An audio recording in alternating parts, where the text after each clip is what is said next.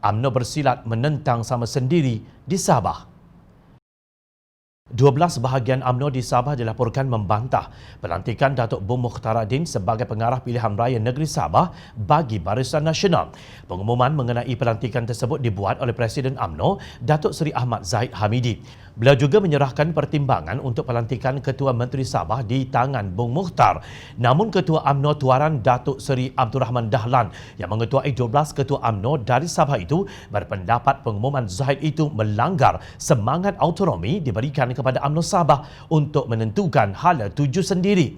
Dalam satu kenyataan media di Facebooknya, Abdul Rahman berkata autonomi UMNO Sabah telah dinanti-nantikan oleh ahli UMNO Sabah dan rakyat Sabah secara amnya sejak 29 tahun yang lalu. Sentimen rakyat Sabah keseluruhannya mahukan parti-parti politik di Sabah ditentukan hala tujunya oleh orang Sabah sendiri. Kami percaya pemimpin-pemimpin UMNO Sabah mampu menentukan hala tuju UMNO Sabah sesuai dengan kehendak rakyat Sabah dan situasi politik masa kini, ujarnya.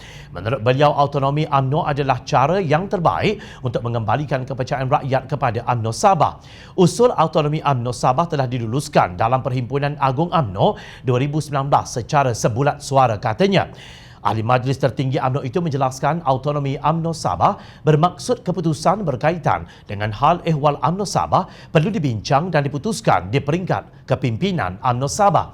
Ini termasuk soal kepimpinan UMNO Negeri, pentadbiran, keahlian, disiplin, pelantikan senator, pemilihan ahli UMNO Sabah sebagai ahli Majlis Tertinggi UMNO yang dilantik, hala tuju, kerjasama politik dengan parti lain, penentuan calon-calon pilihan raya dan calon Ketua Menteri Sabah. Beliau melihat pengumuman Zahid itu tidak dirunding dengan ketua-ketua UMNO bahagian di Sabah dan dibawa berbincang untuk mendapatkan keputusan secara bersama.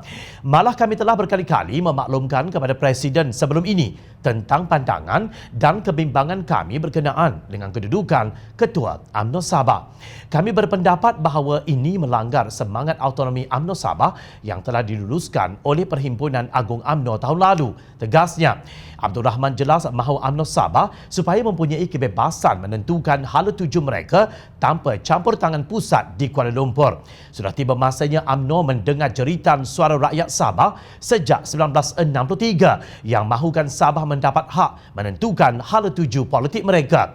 Untuk rekod, Bong Mukhtaradin dan isterinya Zizi Izzati kini didakwa atas pertuduhan rasuah yang berjumlah 2.8 juta ringgit bagi mendapatkan kelulusan untuk Felkra Berhad melaburkan 150 juta ringgit bagi menyertai produk unit amanah public mutual Berhad.